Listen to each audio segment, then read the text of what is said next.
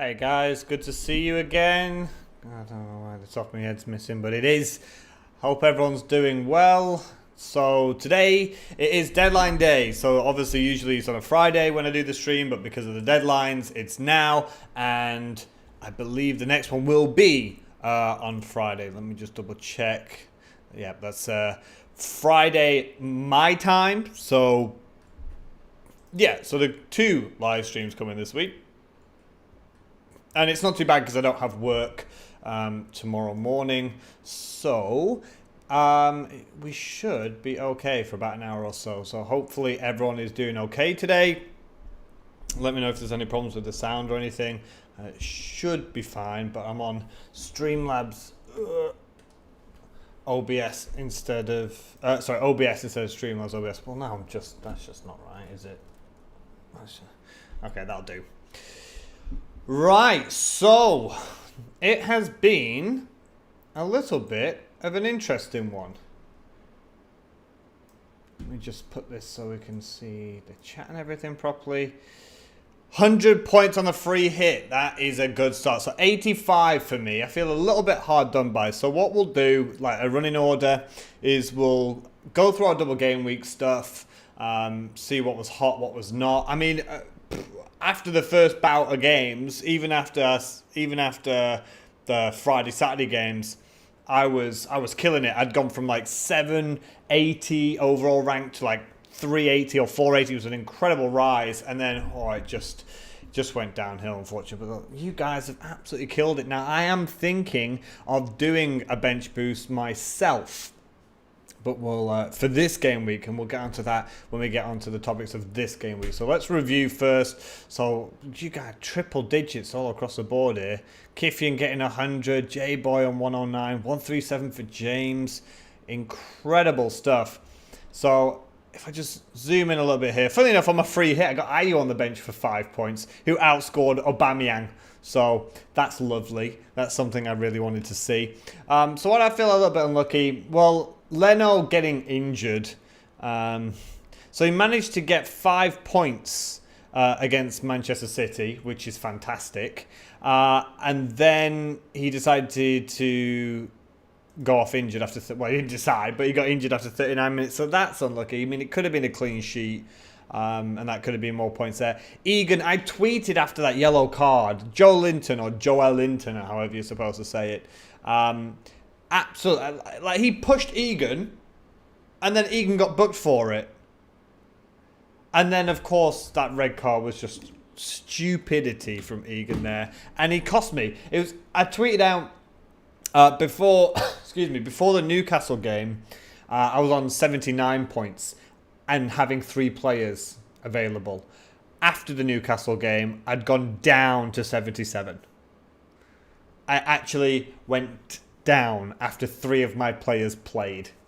That is, I think that's quite a new achievement for me, that actually. Lundstrom came on, conceded 2 goals, so he got a 0. And Baldock was so close to getting an assist. He put it right on Billy Sharp's head. And unfortunately, Billy Sharp missed from really close up. So 709 to 238. That's a beautiful jump. That is. Oh, dream jumps like that. J-Boy inside the top 100k. That is the aim, but I think that's going to be a stretch too far for me. So I was looking at a big jump, and it looks like it's not even going to be 100k jump for me. 100 grand. Don't know why I'm thinking about money there. Going through the rest of it. Sterling captaincy. Didn't kick a ball in the Burnley game, so every time Man City thumps someone, Sterling doesn't play. And that's the way it is. And I was this close, seriously, on the deadline when I brought in Pepe for Bruno Fernandes, and I tripled up on the Sheffield United defence. This close to going Mahrez over Sterling. And it's just those fine margins that kill it. And then I would have captained De Bruyne or Aguero, so it kind of would have balanced out anyway. 109 triple digits everywhere. 76 to 75 from one game, then back up to 76 after 4 players. Awful. But you got triple digits. Hey, Jet FPL, how you doing, buddy? How's your day going on this wonderful deadline day action?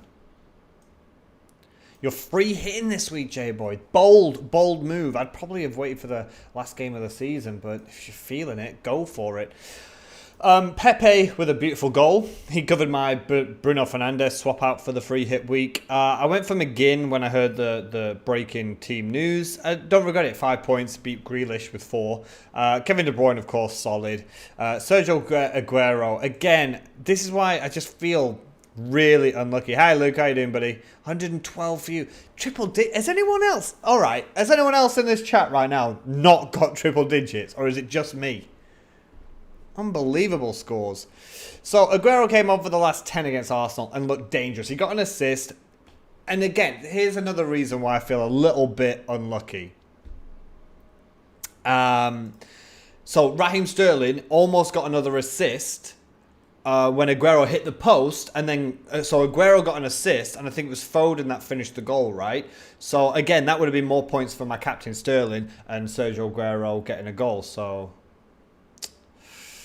-8 made. I'm thinking of a -4 with a bench boost there, and I'll talk about that when we get onto this week.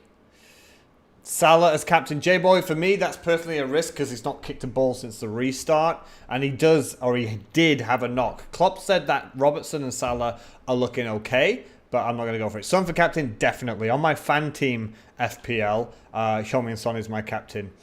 Cheers, Joshua.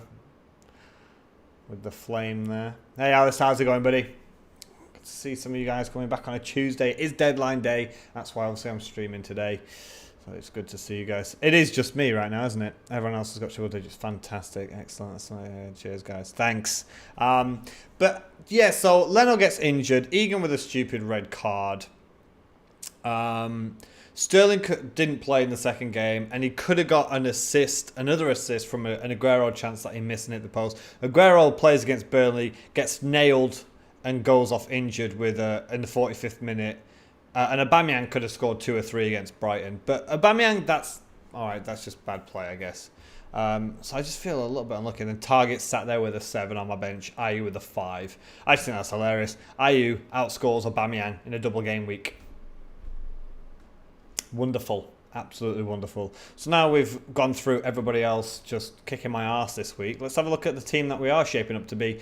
Lascelles is back in the side. Now, here is why I'm thinking of a bench boost. Not because of Fleck being here. So I've already made my transfer, and it's Lascelles. He's come in for Egan, which was always a move. I was always going to move away from Sheffield United's defence because it's not going to look good. United away, no Henderson. And now no Egan. I think United are going to do well this week. That's exactly why Bruno Fernandes is my captain. Good form, on penalties, set pieces, the lot. Against the Sheffield United defence, that they scored 3 against them last time. They don't have the goalkeeper and they don't have a centre back. So how Aguero gets safe to get it beats me, Kiffian. It beats me. At least I didn't put my captaincy on him. I mean, that would have been the only way that my game week would have got even worse. Giving KDB the armband. I think you can always rely on Kevin De Bruyne, and because of his fewer minutes against Burnley, I think you can feel a little as safe as you can feel with Manchester City. I think you can feel a little bit safer. The fact that he had his minutes managed against Burnley. So my team's coming back. I was happy with my team. This is why I went for the free hit, not just to have a punt on all the double game week players, which did outscore this squad. So it was the right decision in the end. I think by about 10 points, something like that. But then coming back, I think this is an absolutely fantastic team to come back to. I'd already played my second wild card to prepare for this. So Lascelles came in. So why am I thinking of a bench boost? Because I'm looking at the players, and what I'm thinking of doing is taking a -4, putting Fleck out, and putting in Saint Maximin and bench boosting. Jimenez, actually, thanks for reminding me, he's my vice captain for the week. I did have it on Doherty, but it didn't save. Actually, I'm gonna go for it. There we go. So yeah, why am I thinking of bench boosting? Because the players that I've got, so McCarthy against Arsenal at home, of course, is a difficult one. But when I've looked at the players that I want to keep hold of, and the fixtures that they've got this week, this is clearly my bench. Now, I'm not doing this whole bench boost thing where I put, oh, look, I got 25 points on my bench boost, and on my bench, I've got Salah, Trent Alexander-Arnold, and Jimenez. Because that's not true. Like, the bench that I've got right now, that is legit my bench, right? There's no arguments in the chat right now to say that. Maybe you can argue Lascelles or Holgate against Barnes at home. No, you can't really. I don't think so. Like, that is my starting 11. So if I bench boost this is my starting 11, and that is clearly my bench. So the time to bench boost feels like now. It has to be in a single game week. I could either use it now or use it at the last game of the season. But I don't know what squad I'm going to have in the next 6 to 7 game weeks. I know what squad I've got right now, and I could bench boost and just play Fleck. Because if Fleck plays and he gets 2 points, then if I did transfer for St. Maximin, the Newcastle midfielder, then he's going to have to do something to get those points back. But I'm actually looking forward with St. Maximin, because if you look at Newcastle's next couple of fixtures, they've got Villa at home, they've got Bournemouth away, and West Ham at home. So I wouldn't be getting St. Maximin in, a player who have already had this season as well. So it's not just because he did well against Sheffield United, but he's a player that I've had in my side before. He's obviously an exciting player. But Newcastle over the next 3 have the potential to do a little bit something. So that's the thing I'm thinking for at the moment. From your free hit, you come back to this. Pope, Henderson. Now, here's the thing. I'm just going to stop with the goalkeepers. That is a lot of money on goalkeeper. Oh, wait. Oh, from your free hit, you've come back. Okay, because I'm just thinking, Henderson and Sheffield United, it's not because they played badly against Newcastle, but it is just the fact that Sheffield United's run is difficult. So, for me, I think it's just Pope or Patricio, or even the Arsenal subkeeper Martinez as that backup instead of Henderson. I just think that's a lot of money now for maybe not many clean sheets. Trent, Saiz, Lascelles, Holgate. Is that Burnley's Taylor? I imagine it is. Salah, Mane, Bruno, Martial, Duda, Rashford, Jimenez, Jota. So Duda's going to be on the bench, right? I imagine. But you can be biased towards Manchester United because we're looking at the fixtures, and I think it's Manchester United and Wolves and maybe Spurs have the best fixtures for the rest of the season. So you can see on the little tagline just here going across, I did put Manchester United triple. I think it is becoming viable. I personally, I'm not looking to triple, but I am going to look to double. So when I spoke earlier about why I should maybe bring in St. Maximin now and hit the bench boost, is to cover the points I'll lose from Fleck, but also because my future transfers would be to bring in likely Martial, because if Fleck now goes out for St. Maximin, and then in a couple of weeks, what I'm likely to do is to do something like Barnes out, Calvert-Lewin would leave the team in a couple of weeks, and I would put this to something like just, Connolly up front, who I think is going to get some minutes before the end of the season. And there you can see now I've got 9.5 million, and then I'm playing a 3-5-2. If I could have stretched to Heung-min Son, it's a possibility. But I don't, and then I can mix it up again in the future. So, like I said, I bring in someone like Martial or Paul Pogba if I want a little bit more of a punt. So, just as an example, let me bring in Paul Pogba. I think that wouldn't be the case, but if that is the case, then St. Maximin goes out, and I'll bring in like a 6.6 midfielder, or I'll bring in a 5.9 forward. So the options are there. So that's the reason why I'm thinking of possibly going for a bench boost now, because I would play St. Maximin for the next 3 weeks, and I'd probably look to take out Calvert-Lewin from the team, because Leicester, Saints, Southampton, Wolves, the last 3 are pretty good. I'm not itching to get him out, but I think Barnes might play fewer minutes. He didn't do much against Watford. Came off after 64 minutes, and Leicester's fixtures get pretty tough. So Barnes is on the chopping block for me, despite his wonderful pre-coronavirus 19 points against Villa. It was an absolutely joyous thing to behold for me. But I think when I look at this starting 11, he's the one that seems weak. If I can swap him out in a couple of weeks for someone else, I think that's going to be the way that I'm going for. You swapped out Henderson for the next game week. Yeah, well, he's not playing, so that's probably a good move. Danny Ings captain against Arsenal. Yeah, why not? Playing the sub goalkeeper, Arsenal can't defend the saves of their lives. Danny Ings is still in fantastic form. I'm not going to argue against that at all. Too many times I've been far too focused on fixtures over form. It took me too long to get on the Danny Ings bus, whatever we want to call it, whatever mode of transportation he's rocking. Yeah, I think Ings captain is a good differential captaincy. Not one. If I had Danny Ings in my side right now, let's just say for Diogo Jota, right?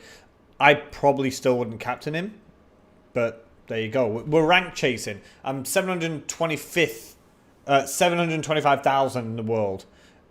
I've just got to go for it. So that's why I'm thinking of just taking a -4, playing the bench boost, getting some points back from that -4, and I'm just going to play St. Maximin for a couple of weeks. I mean, what have I got to lose? Newcastle, even pre-Egan sending off, were the better team. And he's an exciting player. And I can't think, when I've looked at the players that I want to keep hold of, for example, Wolves assets, I'm not going to switch my goalkeepers now. They're pretty set for the season. I'm not looking to get rid of the Liverpool defenders. Maybe Salah would make way if he's getting rotated out too much. But I can't go into a fixture. Palace at home, Villa and Brighton and Burnley. I can't not have a Liverpool attacker for that. And when I think... Remember, your chips are for when it's best for you, right? So if this week's the best thing for you to do a free hit, then play it. If it's best for you to play a bench boost, play it.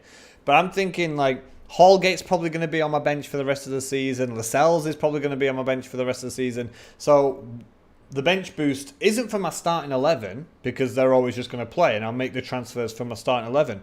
But the chances are, not including Fleck, this is going to be my bench for the rest of the season, unless there's injuries or suspensions or whatever. So, yeah, it just feels like if I'm going to bench boost McCarthy, Lascelles, Holgate, and insert person here, so right now St. Maximin, I can't get a better week than Villa and Norwich, especially with how bad Norwich looked in their game against Southampton. Don't want to take credit away from Southampton, but my God, Norwich looked awful. What's really jammy is that my last two transfers before the deadline were Leno and Egan out for Pope and Lundstrom. You got lucky. Did you get lucky? Why? How many points did Pope get against City? 0. And Lundstrom got 5. Why is that lucky? Oh, your transfers, right? So they're not playing, are they? That's why. I was like, that's not lucky. They got fewer points, but you're thinking of the up-and-coming game week, so that makes sense. Talk me out of it, guys. St. Maximin. I need a cheap-ish midfielder that's going to stick around for a few weeks. That's not Fleck. And then I can go up or down with Barnes and Calvert-Lewin. I just think for not just the game against Aston Villa, but Bournemouth and West Ham in the next two, I think Newcastle aren't the greatest of attacking threats, but I think he is a key attacking threat for Newcastle. And he's so unpredictable on the ball. So let's go down and look at the fixtures then. So obviously we have the games tonight. For me, it's 1 o'clock in the morning. So for you guys, it's 7 hours prior. So there could be some early team news on Leicester Brighton. But again, realistically, get forwarded. J-Boy, I've already thought about that. Not yet. Not yet. The reason why Man City not yet is because they've got Chelsea, Liverpool. Game week 33, that was going to be my That was going to be what I was going to do. So this week, again, I was going to take a -4, Fleck out, St. Maximin in, and then in a week or two, it would be Barnes out and Foden in. Traore or Saka. Saka for 4.7, yes, does look fantastic as that. But he would be a starter. But again, that is possible. But Newcastle's next three look really good. That's exactly why I want to bring St. Maximin in. And then basically the Barnes, Fleck, what I've got right now, or Barnes, St. Maximin. One will go cheaper and the other one can just be my 11th man, right? So be my Foden or my Saka. One I am very committed. Well, that's just a time zone difference. But fortunately tomorrow, because we're right at the end of the semester, that I've only got one class to teach tomorrow, so and it's in the afternoon, so it's not too bad. I can actually, I might stay up. We'll see how it goes. Kaita, well, I've seen on Twitter that he's been accused of something. Obviously innocent until proven guilty. But also in terms of the Liverpool space, I won't be using it on Kaita. But definitely Foden is something I'm thinking of instead of in the future Barnes or St. Maximin. Traore is I've already got 3 Wolves, so I can't do that. But would I recommend him? Yes and no, because he didn't start the last game again. He always looks dangerous when he plays. He always looks dangerous when he comes on. It's just his minute. I'm even contemplating not keeping hold of Jota because he comes off a little bit earlier. But the thing with Jota is he does have the chance to explode. You know, he does have that potential to just be like, you can see even here, 16 points and 12 points, and then nothing before all the way down to game week 16 when he got 13. He could bang 15 points in. You know, so I would actually probably keep hold of Calvert-Lewin and would take out Jota. But I like having that Wolves double up if they both play. But going back to Saka, Saka as a 5th midfielder, I think is an option. He plays left wing back until someone comes in and he gets pushed up. I don't think that's the right one for me. True, Neto, yes, he obviously does look good, but again, it's minutes, and this is why I don't want to go. This is why I'm possibly thinking of taking Jota out and not Calvert-Lewin, because Calvert-Lewin is the Everton number 9 right now. Yeah, he is the guy that leads the line. Not the worst kind of fixtures. He is up there in terms of chances. He did look. Everton almost took it, almost stole it from Liverpool. But Jota, the fact that he could get its minutes rotated. I mean, Jimenez is the man, right? He's the talisman. He's the big man at Wolves. Like, he's not going to get rested unless he has to. He is the number 1. Doherty is the right wing-back creative. His stats are all the way up there with the likes of TAA. So, he's not going anywhere. But Jota, I mean, if I can do Barnes... If I can use that money from Jota and go 5 in midfield, I think that's the way that I'm going to be going with. So Patricio, TAA, Maguire, Doherty, Matt Ritchie, good shout. Saka, De Bruyne, Fernandes, Vardy, Calvert-Lewin, Jimenez as a free hit. I think that's pretty good. All right, you're just saying he looks better.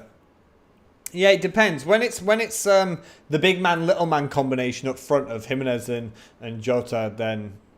that's when I'm really happy to see that. Billy Sharp, I'm not going near Sheffield. I already was going away from Sheffield United after this double game week. And nothing to do with the Newcastle result. I was just always going away from Sheffield after this. In terms of the free hit, I think that's a solid squad.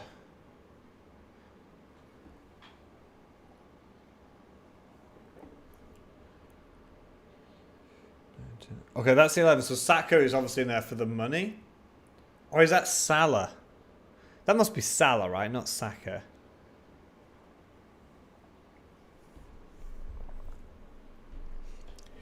If that is Salah, J-Boy, for the free hit, I'd probably go to Mane.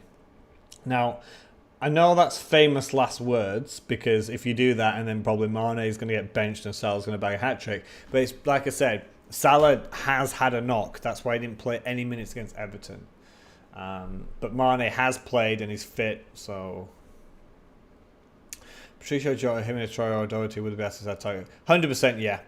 And I would put Jimenez as number 1. No, maybe Doherty. Okay, Jimenez and Doherty are the unbeatables at Wolves, right? I've seen people say that Patricio is kind of like a, I don't want to say waste of a Wolves spot, and I actually completely disagree with that. Because Traore gets rotated out, Jota comes off pretty early. Like I said, we saw what his points are. Like, he either gets 2 points or 12 points. Like, it's low or high. Like, there's not a lot of consistency going on here. And he's not done 90 minutes since game week 17. You know, 60s and 70s. So, I don't particularly like... For someone like Aguero, that's enough. But for Diogo Jota, I don't want that. Traore didn't even start. So, Patricio... They say it's a waste of a space, but I don't think it is, because if you look at all the goalkeepers now for the rest of the season, Wolves have like the best fixtures. And if he's getting 6 points in most of these games, that's not a waste of a Wolves space compared to Jota or Traore, who might come on or go off early and get 1 or 2 points. Kifian, I heard the same thing as well, that Salah was going to get a few minutes, but the point still stands that Salah has had a knock, whereas Mane is 100% fit. So Salah could easily start the next game, or it could be the same situation where Salah starts on the bench and he comes on later on for a few minutes. Well, yeah, he probably itching to get back on the pitch, right? James is on a wild card. Patricio, Button. Yep. Doherty, Trent, Richie, Maguire, Lundstrom. James, have you got money in Lundstrom, or are you just bringing him in? Because I personally wouldn't. But I mean, if you got him at like 4 million, then for sure keep him in. Mahrez. Oh, what a double game week he had. Bruno, Son, KBD, Guendouzi, Ings, Calvert-Lewin, Jimenez. No arguments here. I just feel like Southampton... Danny, here's the thing. I'm trying not to think of fixtures over form, because Danny Ings has shut everybody up this year, because every time we're like, Southampton's going to get thumped, and he gets a goal, and he gets 3 bonus points every time. Arsenal, can he score? Certainly. Watford, can he score? Certainly. City at home... I mean, he could, but let's be realistic. That is difficult. Everton away, not easy. United away, not easy. And then the last 3 are sweet.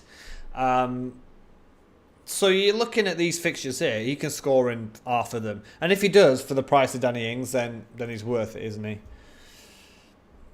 You have value for one. Yeah, so that's why you keep Lundstrom. That's okay. I completely understand why you've done that. So, yeah. I would keep him in. But yeah, that's a solid thing. And so James, you seem to agree with me in the idea of, I don't think Patricio is a waste of a Wolves slot. Are you third striker? Man, I even bring him in my free hit. I've been a big fan of him right at the start of the season. I was looking at him as my third striker. But then the problem that we had, well, I say problem. But the good thing that we had is we had the likes of Abraham, Ings, Calvert-Lewin, you know, these cheap strikers that were absolutely just doing bits. So James's wild card is similar to a free hit. That's quite interesting. Your captain Fernandes for safety. J-Boy, I'm doing the same thing, man. Like, he's got the set pieces, he's got the form. Sheffield United don't have the first choice goalkeeper, and they don't have the middle of the back 3 as well. So I don't know if that's easier or more difficult to replace, but in that back 3 that Sheffield have, the middle piece is gone. Now, they've already lost O'Connell. He could be back. We're not too sure about the extent of that injury that he's got. But then you've got Robinson, who's had little experience. So I don't know who's going to come in for Egan. I genuinely don't know. Is Berg or Lundstrom going to drop back into the hole and play at the back? Are they going to put Baldock or Stevens into that centre-back role? Are they going to play Phil Jagielka? It's difficult for me to say. But what I can say is that if I've got a United player, it's difficult because there are a bunch of great captaincy options this week. You've got Wolves at home to a shocking Bournemouth team. You've got even Calvert-Lewin away as a punt, as a captain against the Norwich defence, which is hideous. Kevin De Bruyne is Kevin De Bruyne. I don't think there's a week when he's not a captaincy option, right? Liverpool at home to Palace. If you've got Salah or Mane, possibly thinking, but if I've got Trent Alexander-Arnold, and that's turning my head because are Palace going to go to Anfield and score? I don't know. And then if he gets a clean sheet and an assist, you're making bank for the week, right? Predictions for United game 3-0. I don't know how solid they're going to make it now. Maybe the Newcastle result is an anomaly. Maybe Sheffield United just were shocked at how quick the Premier League was again and they've blown it, right? And they come to Manchester United and Wilder's like, right, not this time. Sort it out at the back. Let's get solid. Let's get that defence sorted again and grind a result out. They might sit behind the ball at Old Trafford, and just get that defence solid again before they start pushing forward. Or United might pick them apart. Was Rashford that's a good question, Kifian. Was Rashford going to take the second penalty? Apparently so. I think to get him back on the score sheet, Kifian, is why they'd give Rashford the ball. If you listen to the Peter Crouch podcast, right, when he wasn't scoring for Liverpool, he hadn't scored yet for the new club, and they gave him a penalty and he missed it. But the idea is, you see it a lot. Who's going to give it back to Bruno? I don't know what they were going to do, but in terms of psychology, it's the fact that he's not only has everyone not played for months, but he's the striker. He's the one who's supposed to score the goals, and he's been out for a long time. So getting back on the score sheet in your first game does a striker absolute wonders. Now, is it nice for Bruno to score a goal? Of course it is. Every player, every person wants to score a goal. But to not be selfish and just be like, hey, here's my young striker. He's back from quite a bad injury. It was his back, wasn't it? He's not kicked a ball or played football properly in months and months. A lot, double the amount of time we've had off. Let's just boost that confidence. So that's probably why he would have given that second penalty. And it would have put them in the lead, right? So I think that is the theory behind that. I am leaning towards a bench boost. And here's the second reason why I'm thinking about playing. So it is my last chip. Here's the other reason I'm thinking about a bench boost. We don't know what's going to happen in terms of the virus coming back or not. So we've seen in Germany that the infection rate has risen again since they've opened things up and started football. So I'm just thinking, just use all my chips now. So not only are my benched players and future bench players, this is the best set of fixtures I can probably get. We might not even finish the season. If that R rate goes back up and all hell breaks loose, you know what it's been like with the virus going around. People sometimes being a little bit careless. That could be it. So I'd rather just use all my chips now, just in case. Aurier, I think. So I've seen. Oh, you're using yours now. Yeah, it's the same thing, J-Boy. And like I said, my bench are not going to have better fixtures than this to bench boost on. I'm not lying to people saying, oh, look, I'm using my bench boost and I've got Salah on my bench, which just never would happen. But also, you just don't know what's going to happen with the virus, maybe closing the league down again. Ori at 4.9 is a great option. Again, in my fan team, I have more money in it, and the prices are a little bit different.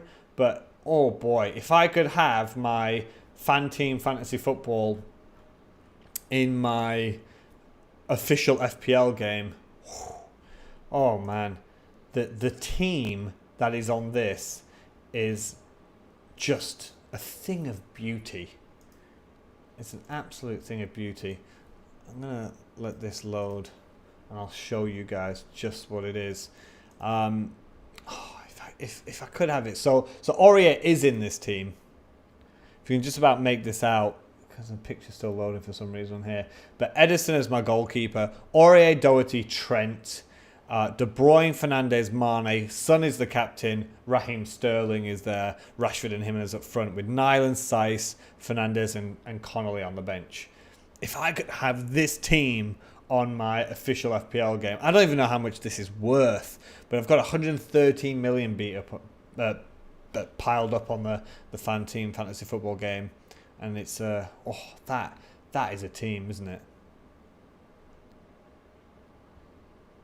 But you can't afford that on this game.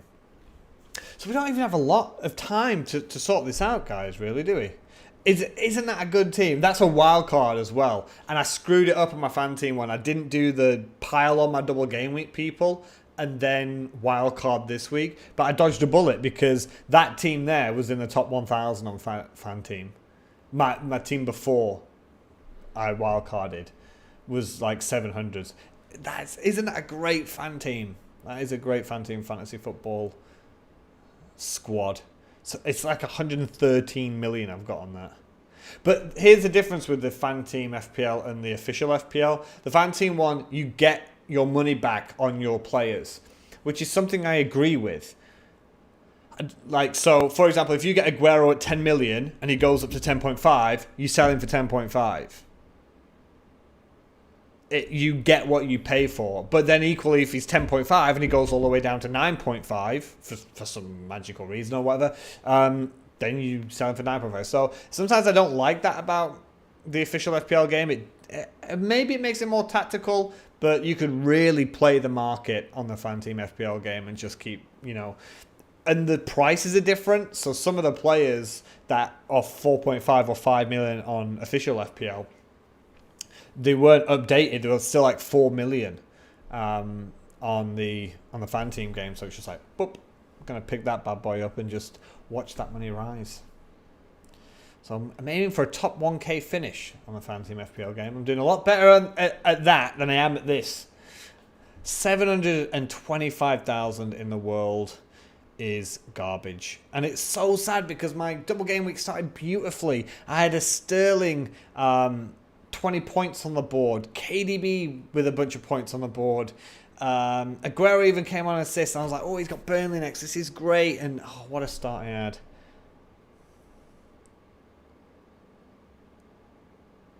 This isn't how I feel it should be. Praying for a blank. I think a lot of people did that with the City ones, right? The ones that didn't pile in the double game week. It started so well. I mean, I was right up there. I'd gone from 780,000 to about 480. And I was like, oh my God, nosebleed territory. I've not been this high this season. This is outrageous since game week 1. And then it just absolutely apple crumbled. I don't think I've ever had triple digits. I'm not even lying. I just plod along in this game. Mr. Average. That's what that is. And it's so annoying because the things the teams that I get, and I look at other people's teams and they've got so many more points and there's such a higher rank, and I'm like, it's 1 or 2 players, or it's just unlucky. The things that don't pay off, an injury here, or a substitution there, or a missed penalty, or a red card. Just things like Captain Son getting a red card. Who has 79 points, has 3 players play football and go down in their score? Absolute madness. Just everything that could go wrong could go wrong.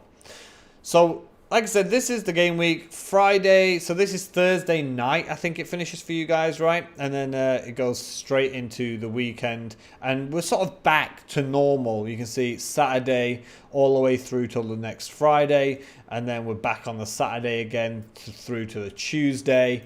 So it gets a little bit of a normal routine again after this week. So, players to go forward, I think you can't... Fixtures, we'll look at this week's fixture. So, Leicester, Brighton. Brighton did really well, actually, against Arsenal. with that last-minute winner by more pay. Less of for future fixtures, apart from the likes of maybe Jamie Vardy, probably not a lot going on there for me. Egan or Lundstrom were my Sheffield choices, couldn't pick any worse. Well, I picked Egan, and I picked Lundstrom. So I'm in that boat with you, Kiffin, and I tripled up on the Sheffield United defence, my friend. So beat that one. So Spurs against West Ham. Son is obviously the one here. Harry Kane, I would not touch with a 10-foot barge pole. Would not be looking at Harry Kane.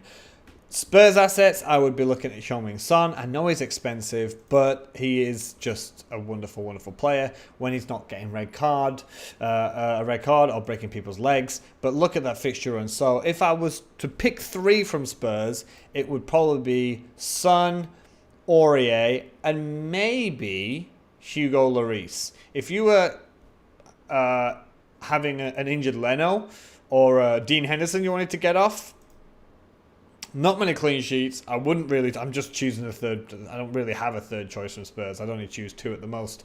But West Ham, Sheffield, Everton, Bournemouth, Arsenal, Newcastle, Leicester, Palace. That's not a bad fixture run.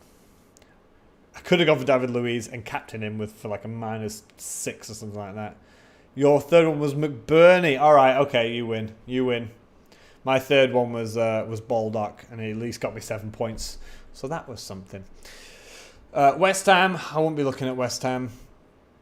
United, double or triple up, I think, definitely for the rest of the season. I've already said my plans. Fernandes, and then I'm either going to be looking at Pogba, Martial, or Rashford. Rashford might be a price point too far. Martial, he gets an extra point for a goal. He gets a point for a clean sheet as well. So there's a possible 2 extra points for Martial. Yes, sometimes he looks tired, sometimes he looks lazy, sometimes he looks like he doesn't care, but then he'll score a goal. And that's all I care about. I don't care if he walks around strutting and pouting and getting angry at himself or whatever, and he puts the ball in the back of the net. That's all I care about. But you can't ignore these fixtures. Certainly Bruno Fernandes is a must. I've had this guy from his first game when he played against Wolves in that 0-0. I took the punt. And I knew he was a talented player, and I thought, right, I'm having him. And then, boop, 6, 14, 10, 6, 9. He's on set pieces, he's on penalties, he's a playmaking genius. And in a weird way, I'm a little bit excited to see what he does with Paul Pogba. That might be a cue for Pogba to stay. You know, that is a good set. You can't, it doesn't matter who you support. You can't say that if you have Pogba as the box-to-box and Fernandes as an advanced playmaker, and you either have maybe Fred or McTominay or whatever as that covered defensive midfielder, that is a good trio. That is a good midfield. You can't say Paul Pogba and Bruno Fernandes is not a good partnership as long as they can figure out what they're going to do. And it's not like a Lampard and Gerrard situation, right? Do you think 2 goalkeepers are needed? Because even though the bench boost, they're really adding 5 points. No. I think actually being light on the bench is better. That's why, like, Lascelles 4.3, Holgate 4.3. Maybe you can even change one of those 2 to like a 4 or a 4.1. But goalkeepers, McCarthy, I got him cheaper. So he was worth it just to keep it for me. That sounds like total football. It is total football. Bruno and, Bruno and Pogba. So United triple up. Again, defensively though, would I go for United defensively? No. I think the ones that you're going to be looking at there are Bruno, Pogba, Martial and Rashford. Could you go cheaper and get Wan-Bissaka or Maguire? Yeah, but they're not the best at keeping clean sheets. And I think attacking is where United are going to look threatening there. Newcastle, Villa, we've already talked about Newcastle. The next 3 fixtures are looking great. What have they got? What is it again? Villa, Bournemouth and West Ham in the next 3. Even defensively, that they're solid, right? They are a stubborn side. They're kind of like Sheffield United, right? They don't concede a lot of goals. They're pretty solid at the back. So a cheap 4.3 Lascelles. And then you've got, I'm not going to talk about Joe Linton. Almiron wastes a lot as well. So I think someone like St. Maximin, I won't be overloading on Newcastle, but the next 3 fixtures you can't say are not pretty good for them. And they've had a great start to the restart, right? 3 goals. It was 3-0, right, in the end? It was 3-0 in the end. So you can't sort of ignore that kind of result. Moving on. Norwich, Everton. Norwich looked abysmal. Everton, fixtures are a little bit hit and miss. So again, I've got Holgate here as just a cheap one. I thought Seamus Coleman had a fantastic game against Liverpool. I thought he kept Mane at bay. He did some lovely recovery tackles. I'm not saying bring him in. I'm just wanting to point out that I think Seamus Coleman had a fantastic game. But in terms of Everton, 6.4 million, but 6.5 if you want to pick him up. I think Calvert-Lewin's the way to go. But like I said, the fixtures are a bit of a mixed bag. But certainly for this game week, Norwich away, Calvert-Lewin must be licking his lips. A little bit like Ronaldinho in that gif. Wolves, Bournemouth. Wolves, I think they're the team to beat. I don't even know how long I've had Wolves assets in. Doherty, I think, was the latest one, but I've definitely had Jimenez for quite a long time. How much did I buy him for? I think maybe I bought him and sold him. Oh, he's 8.2 now. He's 8, so I've obviously had him a while. Just get 3 Wolves in. I think that's just it. Look at those fixtures. Bournemouth, Villa, Arsenal, Sheffield United, Everton, Burnley, Palace, Chelsea. Especially the next sort of 4 or 5 games, you could be looking at triple Wolves there. Bournemouth, won't be touching them at all. Liverpool, Palace, of course, Liverpool we know. But Crystal Palace, I don't think they're going to get spanked by Liverpool. They are a very good defensive side. I think it was last season or earlier this season, when do we start taking Crystal Palace seriously? I think it was earlier this season when I put a table that showed the calendar year Premier League from January to December. I'm pretty sure it was earlier on this season. And it had Crystal Palace in 4th for the calendar year. And that's not by accident. They're solid at the back. They're not the best going forward, but maybe PVA is a player to look at. A lot of people look at him, but not a good run of fixtures for Crystal Palace here. So I'm not really going to be looking at Palace players. Liverpool, we all know. Burnley against Watford. You can't. A 5-0 drub in my Man City means nothing because they can kill anyone 5-0 really. But rest of the season, defensively again, the likes of Pope and Taylor. Maybe not Tarkowski or me, but probably 2 at the most. Maybe McNeil in midfield. Barnes, I think, is still out, so maybe Chris Wood might be an option. But certainly defensively, Watford, Palace, Sheffield, West Ham. Bit of a blip here with Liverpool and Wolves, but then Norwich and Brighton to finish the season. So Pope will be my goalkeeper for the remainder of the season. So defensively for Burnley. Watford, people still looking at the likes of maybe Decore and Sarr. So wait and see for me. A lot of people jump on the Sarr train. I'm not completely sold by them yet. I'd wait a couple of weeks before diving into that one. They are obviously fighting for survival. If we have a look at their future fixtures, Burnley away is not easy. Southampton at home, Ings could get something there. Chelsea away, not easy. They've got a nice little Norwich, Newcastle, West Ham bout, but then they finish the season at City and Arsenal away. Not something that I'll be looking at personally for Watford. Southampton, we already talked about that with the likes of Danny Ings, can play against anyone. Hit and miss with fixtures. Arsenal, they're just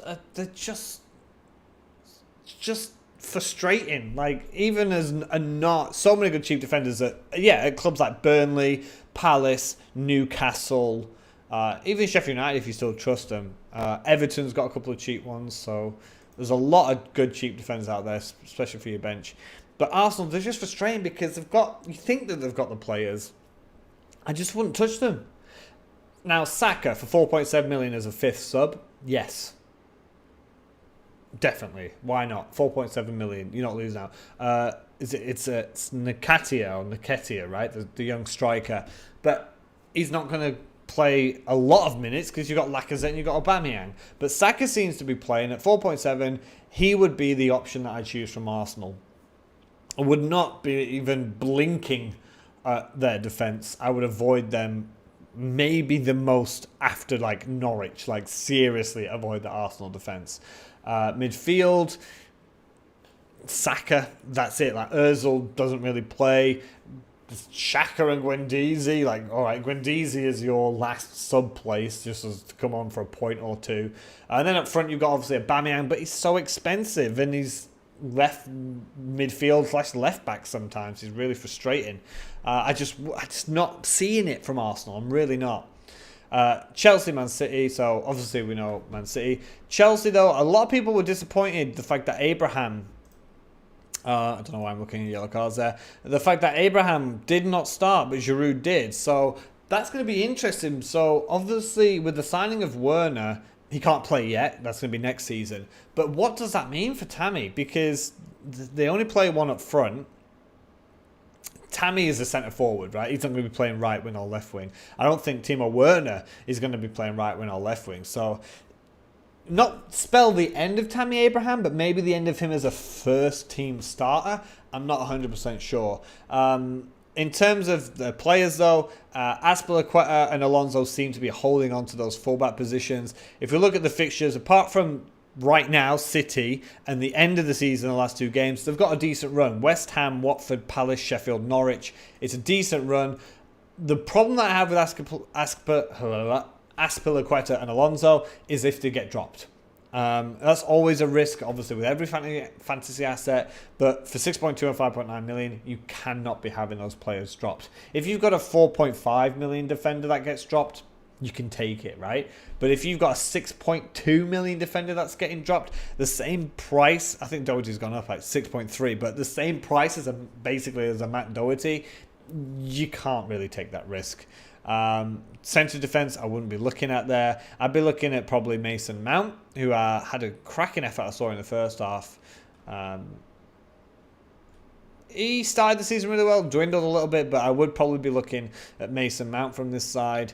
That's maybe it. Abraham would have been a good option, but the fact that he only came on for like the last 10 minutes did not fill me with confidence. So they're the players I'm thinking of going forward. I am going to be sitting here just thinking, am I going to bench boost? Am I going to bench boost before the deadline? It's a possibility.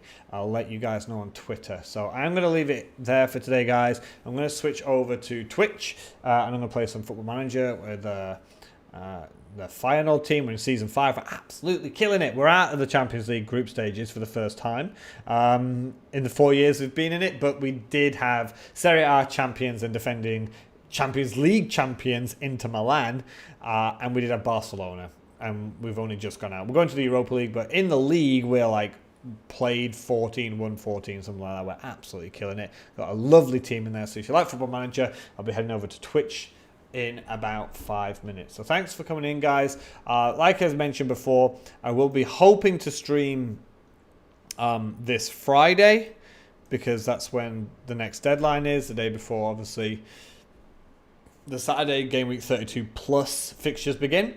I will put my Twitch in here to see if you guys want to come over. If you do, then that'd be fantastic. If not, thank you for coming in today, and hopefully I'll see you guys on Friday. So take it easy. Good luck.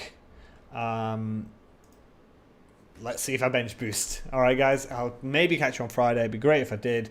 And have a good one. Thanks, guys. Thank you very much. Bye-bye.